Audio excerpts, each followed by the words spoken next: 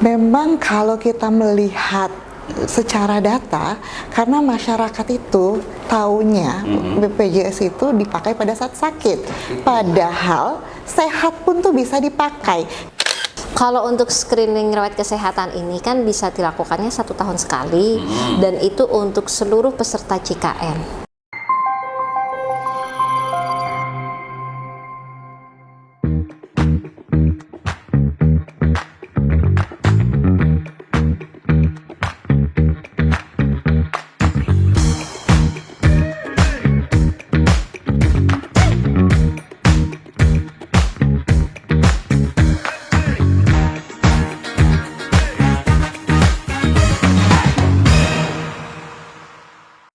Kenapa kita harus ikuti screening riwayat kesehatan? Tahu nggak sih, di era modern seperti saat ini, semakin banyak orang yang terkena penyakit kronis bahkan di usia muda. Hal ini karena pola makan yang tidak sehat dan kurangnya berolahraga. Dan parahnya lagi, banyak yang baru tahu setelah penyakitnya sudah parah. Karena itulah, Peraturan Presiden Nomor 59 Tahun 2024 mengamanatkan perluasan layanan screening kesehatan dalam Program Jaminan Kesehatan Nasional atau JKN untuk mendeteksi dini 14 jenis penyakit. Screening riwayat kesehatan merupakan upaya deteksi dini terhadap risiko atau adanya penyakit tertentu pada individu yang tampak sehat, sehingga penanganan dapat dilakukan lebih awal untuk mencegah komplikasi. Tujuan screening adalah untuk mendeteksi dan meningkatkan kualitas hidup melalui pencegahan dan penanganan dini resiko 14 jenis penyakit sesuai Perpres nomor 59 tahun 2024. 14 jenis penyakit itu antara lain diabetes mellitus, hipertensi, penyakit jantung iskemik, stroke, kanker leher rahim, kanker payudara, anemia remaja putri, tuberkulosis atau TBC, hepatitis, penyakit paru-paru kronis, talasemia, kanker usus besar, dan kanker paru. Nah, screening riwayat kesehatan bisa dilakukan mandiri melalui aplikasi Mobile JKN. Langkah-langkahnya sebagai berikut. Yang pertama, unduh dan install aplikasi Mobile JKN, lalu masuk dengan akun peserta JKN, dan pilih menu screening riwayat kesehatan. Lalu isi kuesioner yang disediakan dengan sejujur-jujurnya. Nantinya akan didapatkan hasil dan rekomendasi tindak lanjut. Screening juga bisa dilakukan di fasilitas kesehatan tingkat pertama atau FKTP. Langkah-langkahnya sebagai berikut. Kunjungi FKTP tempat peserta JKN terdaftar, lalu informasikan keinginan untuk melakukan screening kesehatan. Selanjutnya ikuti prosedur pemeriksaan yang telah ditentukan, kemudian dapatkan hasil dan konsultasikan dengan tenaga medis. Screening riwayat kesehatan dapat dilakukan 1 kali dalam 1 tahun. Yuk kita ikuti screening riwayat kesehatan Untuk hidup yang lebih berkualitas. BPJS Kesehatan. Halo, Assalamualaikum, apa kabar sahabat IPOL? Senang saya Timur Arif kembali hadir dalam acara podcast Bincang si IPOL. Bicara berbagi info dan cerita yang sip dan pol hanya di ipol.id. Nah, sahabat IPOL, kita kembali lagi nih bersama BPJS Kesehatan, dan kali ini kita sedang bertandang di BPJS Kesehatan Jakarta Timur. Dan telah hadir menemani sahabat IPOL, beliau merupakan Kepala Bagian Penjaminan Manfaat dan Utilisasi, Ibu Dr. Fahria Sawal. Selamat pagi, Ibu. Selamat pagi, Mas Timur. Dan tamu kita yang kedua adalah Ibu Bunga Setia Wijayati. Beliau merupakan staf promosi preventif di BPJS Kesehatan Jakarta Timur. Assalamualaikum, apa kabar, Kak Bunga? Alhamdulillah baik. Sehat ya? Sehat. BPJS harus sehat dulu dong ya, Iya, sebelum kita pasti. memberikan sosialisasi Iya. kesehatan ke masyarakat, Oh, iya, gitu ya. siap. Nah, sahabat IPOL, kita sekarang sedang mengangkat tema terkait dengan screening kesehatan ala BPJS Kesehatan, ya kan? Nah, tapi sebelum ke situ nih, Kak Bunga dan Dokter Ria, sebetulnya tuh yang masyarakat tahu kan sebetulnya BPJS Kesehatan itu tahunya kita itu hanya dibayarkan, ya kan? Mungkin kuratif gitu. Ternyata ada lagi program-program lain ya?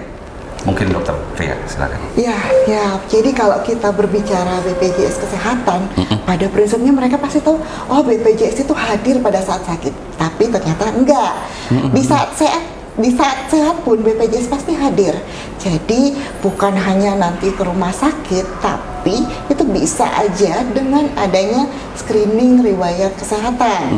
Itu BPJS hadir di situ. Jadi bisa untuk mendeteksi terhadap resiko ataupun penyakit untuk mencegah komplikasi. Oke. Jadi ada preventif juga nih ya. Ya. Ya. Dok ya, kalau mungkin Kak Bunga bisa diceritain nggak sih, ini saya paling semangat nih kalau ngomongin masalah medical check up tentang kesehatan, karena kan itu gaya hidup masyarakat kota yang harus digalakan gitu ya Dok ya Kak ya. Nah sebetulnya pengertian screening kesehatan ini seperti apa sih Kak Bunga? Ya, kalau untuk screening riwayat kesehatan sendiri yang yang merupakan program BPJS Kesehatan ya, itu upaya deteksi dini terhadap resiko atau adanya penyakit untuk mencegah komplikasi pada individu sehingga bisa dapat ditangani lebih awal. Oke, jadi sebetulnya ini posisinya penting ya Kak Bunga ya. Iya. Sebelum orang berobat ya seharusnya mengikuti screening kesehatan dulu gitu ya Kak Bunga ya Dok ya. Iya. Gitu ya. Dan ini sepertinya masyarakat belum banyak yang tahu ya Dok ya sepertinya ya. Memang kalau kita melihat secara data, karena masyarakat itu taunya BPJS itu dipakai pada saat sakit. Itu, Padahal sehat pun tuh bisa dipakai. Salah satu benefit yang bisa digunakan. Jadi nggak usah khawatir. Karena kan kalaupun kita lihat dengan adanya screening ini, jadi masyarakat tuh bisa lebih tahu lebih awal. Wah, saya apa saja sih yang harus dilakukan ketika saya ternyata ada resiko penyakit. Itu ya Dok ya, Kak ya. Karena masyarakat kadang-kadang ketakutan duluan sih ya. Sebelum itu, aduh saya gemuk nih, aduh saya kayaknya penyakitnya banyak sih, malah takut. Itu salah ya Kak Bunga ya. Kak Bunga bisa dijelaskan nggak sih sebetulnya berapa penyakit yang bisa dideteksi sih dari screening kesehatan ini? Untuk deteksi penyakit sendiri itu ada 14 penyakit, antara lain ada diabetes mellitus, hipertensi, kemudian ada stroke, ada penyakit jantung, iskemik, kanker leher rahim, kanker payudara, anemia pada remaja putri, kemudian ada tuberkulosis atau TB, kemudian ada talasemia, kanker paru, kanker usus, hepatitis B dan C, terakhir penyakit paru obstruktif kronis atau PPOK. Jadi banyak ya Kak Bunga ya. 14 Masyarakat penyakit. harusnya sih bisa lebih sehat lagi ya kalau tahu sebegitu banyak yang bisa di screening ya Dok ya. Saya pernah coba-coba sih Dok Kak. Jadi kayaknya indeks massa tubuh saya gedean tuh. Soalnya sekarang saya beratnya masih belum ideal nih. Nah kalau kayak begitu lantas seharusnya tuh masyarakat bagaimana sih cara daftarnya biar kita bisa buru-buru bisa punya gaya hidup sehat atau apa. Ini kan kita harus screening kesehatan dulu nih biar tahu kondisi kita dari awal. Cara daftarnya gimana Kak Bunga? Ya, untuk pengisian screening riwayat kesehatan sendiri ya, itu bisa dilakukan melalui mobil JKN pada fitur screening riwayat kesehatan atau web screening kesehatan BPJS Kesehatan. Kemudian ada Pandawa BPJS Kesehatan, ada aplikasi Piker di FKTP. Jadi online? Bisa online, Bisa offline. Kalau offline berarti ke? Kalau offline itu bisa ke FKTP terdaftar masing-masing peserta. FKTP nih sahabat ibu pasti belum tahu fasilitas kesehatan tingkat pertama yakni apa aja nih Kak? Ada puskesmas, ada klinik pratama, dokter praktek perorangan dan rumah sakit tipe D untuk pratama. D itu ya sahabat ibu ya, jangan lupa ya. Jadi nggak hanya selain di HP ya Dok ya, berarti juga bisa ke fasilitas kesehatan tingkat pertama tadi ya. Jadi jangan nunggu sakit dulu gitu ya Kak Bunga ya, baru datang ya. Ya, Kita jadi, bisa cek kesehatan. Ya, screening riwayat kesehatan ini sebetulnya untuk mencegah atau mengetahui resiko penyakit yang dengan gaya hidup kita yang saat ini. Iya, keren juga ya. Oke. Lantas kemudian nih Kak Bunga mungkin Dokter Ria bisa tambahkan kapan sih masyarakat itu harus datang ke bukan datang ya istilahnya harus ngecek di screen kesehatan. Jadi mau kapan saja, di mana saja bisa untuk melakukan screening, dan itu biasanya setahun sekali, cukup setahun sekali. Jadi kita bisa mengetahui kita ini beresiko apa enggak sih dengan penyakit tadi yang sudah disampaikan, diabetes mellitus, jantung. Nah dari situ kan ada dan hasilnya itu bisa langsung kelihatan.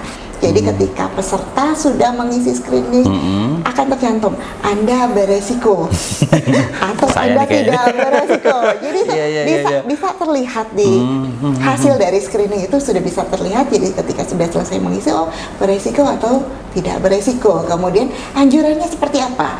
Jadi kan di sini bisa mendorong teman-teman ataupun peserta yang sudah menjadi peserta JKN itu bisa untuk melakukan pemeriksaan lanjutan ke FKTP. Jadi kemudian bisa melakukan pola hidup sehat dan jangan lupa aktivitas fisik minimal 30 menit setiap hari. 30 menit, entah Iya, lari, entah jalan kaki, cukuplah yang minimalis lah, aktivitas minimalis yang bisa dikerjakan dan nggak harus bayar. Nggak harus bayar, yang murah meriah. Murah meriah. Mama di dapur itu termasuk salah satu aktivitas nggak sih itu, Kak? Enggak ya, belum termasuk ya? Belum termasuk. Kecuali kalau mamanya lari-lari kecil, jalan kaki di komplek itu mungkin ya. Iya. Naik turun tangga. Naik turun tangga bisa. Wah, ini kayaknya perlu juga nanti ya tips-tipsnya bagaimana sih sebetulnya bagi orang yang terlalu sibuk di kantor gitu misalkan.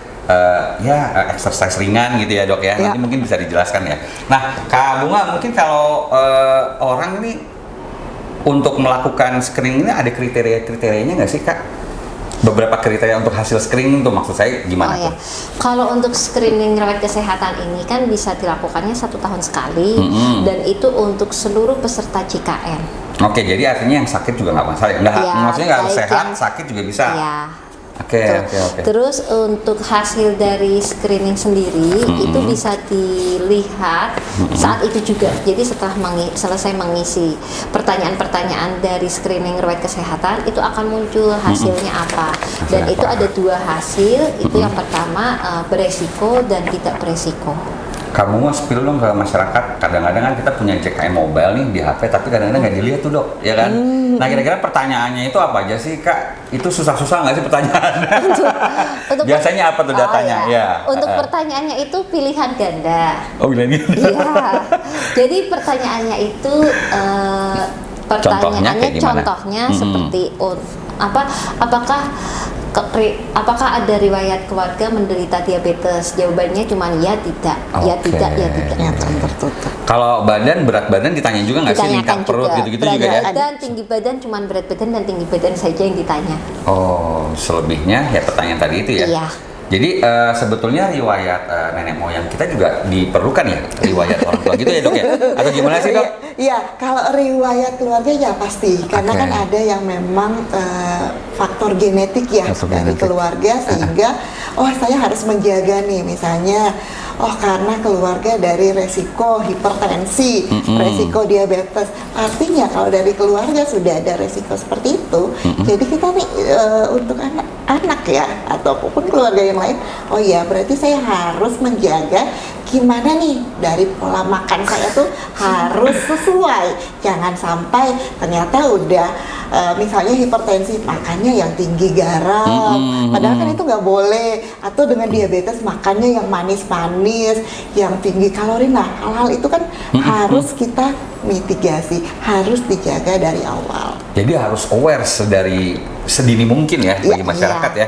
Lihat orang tua saya misalkan kakek nih darah tinggi, nah itu bisa jadi kita nih keturunan bisa kolesterol tinggi gitu ya. Jadi harus pola hidup sehat harus dijaga gitu ya dok ya.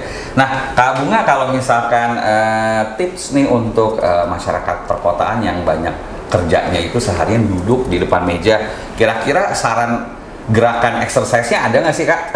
Atau mungkin dok bisa ditambahkan biar kita itu seharian jangan duduk aja gitu di depan komputer, gimana tuh dok? Iya, jadi kan memang idealnya kita per 2 sampai 4 jam kita harus stretching yang sederhana aja. Stretching. Ya, jadi kita jadi kan memang ada gerakan-gerakannya. Ya? Jadi karena kan kita kan udah duduk seharian, jadi kan harus gimana tuh stretching yang sederhana aja, jadi menggerakkan tangannya. Jadi kemudian kan jadi nggak sehingga tubuh kita nggak kaku-kaku banget tuh dan bisa beraktivitas. Jangan lupa karena kita memang hadapan dengan komputer, jadi setiap tuh harus matanya jangan hanya fokus di komputer terus, tapi ada jeda nih. Jadi kita untuk istirahat. Iya, jadi kita mengistirahatkan mata kita supaya nggak dari paparan radiasi dan itu. Saya kalau istirahat di depan komputer, Dok, saya bukanya TikTok, Dok. Itu salah juga ya? Itu sama aja. Tapi kan nggak harus berjam-jam, nggak cukup beberapa detik aja selesai. Sahabat Ipol, jangan lupa ya. Jadi kalau habis dari komputer, ya matanya ke hijau-hijau dikit lah ya. Nggak usah main TikTokan lagi gitu ya, Dok ya.